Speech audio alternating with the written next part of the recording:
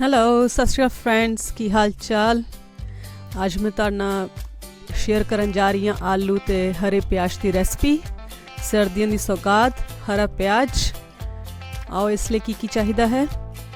ਮੈਂ ਲੈ ਰਹੀ ਹਾਂ 3 ਛੋਟੇ ਆਲੂ ਤੇ ਲਸਣ ਲੈ ਰਹੀ ਹਾਂ, 2 ਕਲੀਆਂ ਸਿਰਫ ਲੈ ਰਹੀ ਹਾਂ ਤੇ ਨਾਲ ਹੀ ਹਰਾ ਪਿਆਜ਼ 2 ਬੰਚ ਲੈ ਕੇ ਆਈ ਹਾਂ ਮੈਂ, ਫਰੈਸ਼ ਸੀਗਾ।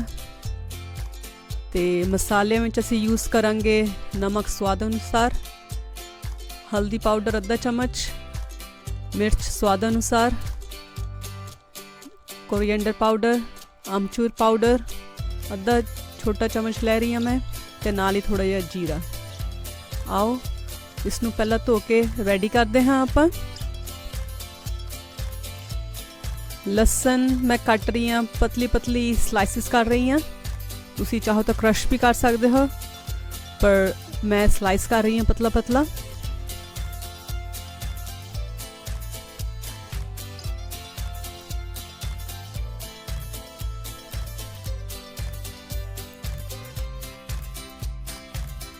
ਆਲੂ ਵੀ ਮੈਂ ज़्यादा ਮੋਟੇ ਨਹੀਂ ਕੱਟੂੰਗੀ, ਇਸ ਨੂੰ ਵੀ ਮੈਂ ਥੋੜਾ ਪਤਲਾ ਹੀ ਸਲਾਈਸ ਕਰ ਰਹੀ ਹਾਂ। ਤੁਸੀਂ ਇਹ ਸਬਜ਼ੀ ਬਣਾਓ, ਬੱਚੇ ਆਲੂ ਕਰਕੇ ਸਬਜ਼ੀ ਬੜੇ ਖੁਸ਼ ਹੋ ਕੇ ਖਾ ਲੈਂਦੇ ਹਨ ਤੇ ਇਸੇ ਬਹਾਨੇ ਤੁਸੀਂ ਉਹਨਾਂ ਨੂੰ ਹੈਲਦੀ ਹਰੀ ਸਬਜ਼ੀਆਂ ਵੀ ਖਿਲਾ ਸਕਦੇ ਹੋ। ਸਰਦੀਆਂ ਦੇ ਵਿੱਚ ਹੀ ਹਰਾ ਪਿਆਜ਼ ਮਿਲਦਾ ਹੈ, ਫਰੈਸ਼ ਪਿਆਜ਼। ਜ਼ਰੂਰ ਇਹ ਘਰ 'ਚ ਰੈਸਪੀ ਬਣਾਓ, ਤੁਹਾਨੂੰ ਤੇ ਤੁਹਾਡੇ ਫੈਮਿਲੀ ਨੂੰ ਬਹੁਤ ਹੀ ਸਵਾਦ ਲੱਗੇਗੀ ਇਹ ਸਬਜ਼ੀ। ਤੇ ਆਲੂ ਮੈਂ ਹੁਣ ਪਤਲਾ ਪਤਲਾ ਕੱਟ ਕੇ ਰੈਡੀ ਕਰ ਰਹੀ ਹਾਂ।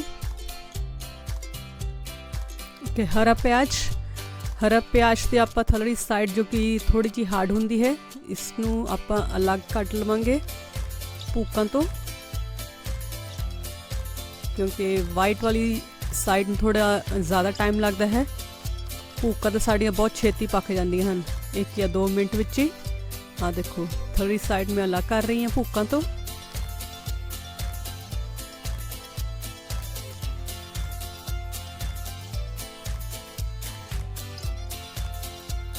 ਇਸੇ ਤਰ੍ਹਾਂ ਆਪਾਂ ਸਾਰਾ ਪਿਆਜ਼ ਕੱਟ ਕੇ ਰੈਡੀ ਕਰ ਲਵਾਂਗੇ।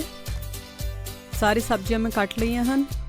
ਲਸਣ ਪਤਲਾ ਪਤਲਾ ਸਲਾਈਸ ਕਰ ਲਿਆ ਹੈ, ਥਲੜੀ ਸਾਈਡ ਪਿਆਜ਼ ਦੀ ਕੱਟ ਲਈ ਹੈ, ਆਲੂ ਪਤਲੇ ਕੱਟ ਕੇ ਰੈਡੀ ਕਰ ਲਏ ਹਨ ਅਤੇ ਭੂਕਾਂ ਕੱਟ ਕੇ ਰੱਖ ਲਈਆਂ ਹਨ। ਭੂਕਾਂ ਦੇਖਣ ਨੂੰ ਜ਼ਿਆਦਾ ਲੱਗ ਰਹੀਆਂ ਹਨ, ਪਰ ਜਦ ਇਹਨਾਂ ਨੇ ਪੱਕਣਾ ਹੈ ਤੇ ਇਹਨਾਂ ਨੇ ਬਹੁਤ ਹੀ ਥੋੜਾ ਰਹਿ ਜਾਣਾ।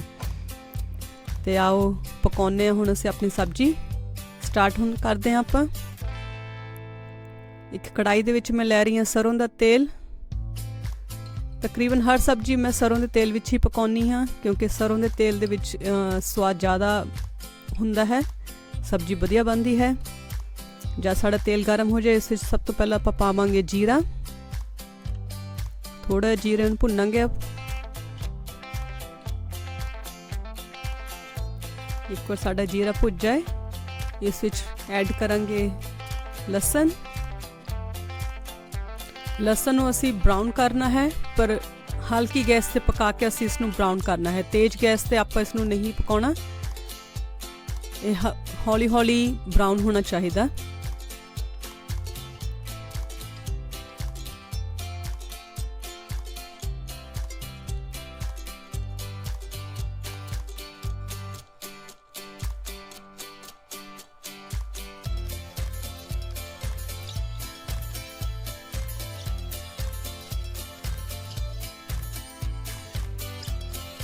ਆ ਦੇਖੋ, ਗੈਸ ਇੱਕਦਮ ਹੌਲੀ ਕੀਤੀ ਹੋਈ ਹੈ ਤੇ ਲਸਣ ਬਰਾਊਨ ਹੋ ਗਿਆ ਹੈ।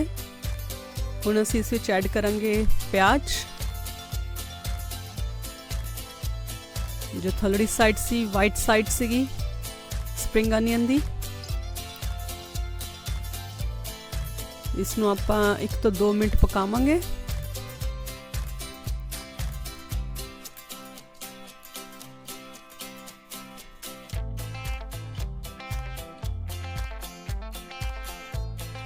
ज़्यादा हल्का जिहा सॉफ्ट हो जाए तो फिर असी इस विच ऐड करांगे मसाले। मैं ऐड कर रही हाँ हल्दी पाउडर, लाल मिर्च पाउडर,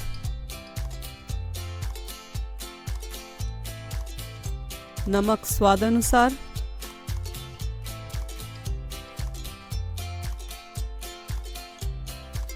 धनिया पाउडर।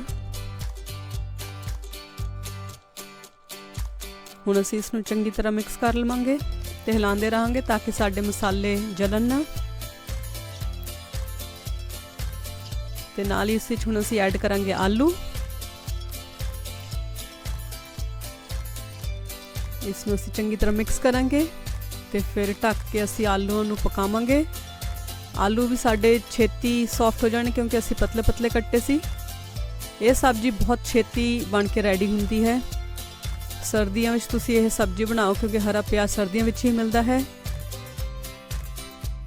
बहुत ही झटपट बनने वाली ये रेसिपी है, ज़रूर ट्राई करो तुसी भी। आलू नूं तकरीबन 5 मिनट विच ही रेडी हो जाना है।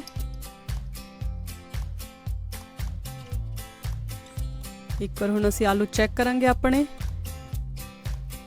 चंगी तरह करांगे मिक्स फिर तो कि थल्ले ना लगे।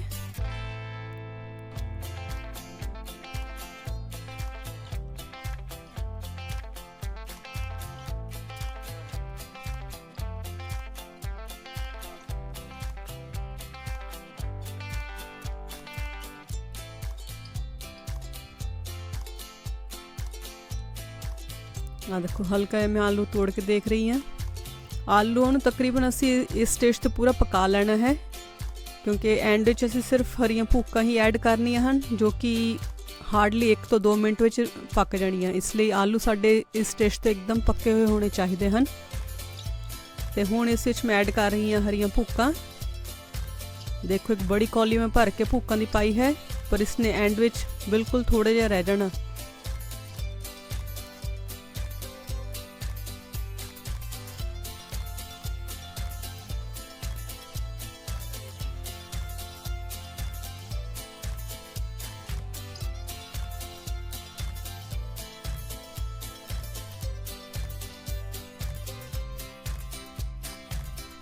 तुसी ये सब्जी प्लेन परांठे नाल खाओ, बहुत ही स्वाद लगती है, या फिर फुलके नाल खाओ गर्मा गर्म, पर बनाओ ज़रूर, ट्राई ज़रूर करो।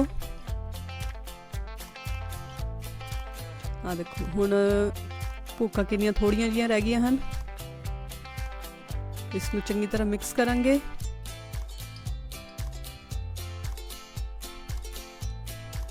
ते हुण साडी तकरीबन सब्जी बन के रेडी है। तो हुण इस विच मैं ऐड कर रही हाँ आमचूर पाउडर। आमचूर पाउडर हमेशा एंड विच ऐड करो तो इसनूं हार्डली तुसी 30 सेकंड ही पकाओ क्योंकि जब आमचूर पाउडर या असी नींबू पाते हैं तो ज़्यादा पकाते हैं तो फिर कड़वाहट दिंदे हैं दाल या सब्जी नूं। इसलिए एंडली स्टेज ते ही असी आमचूर पाउडर ऐड करीदा है। मैं नाल सर्व कर रही हाँ गर्मा गर्म फुलके।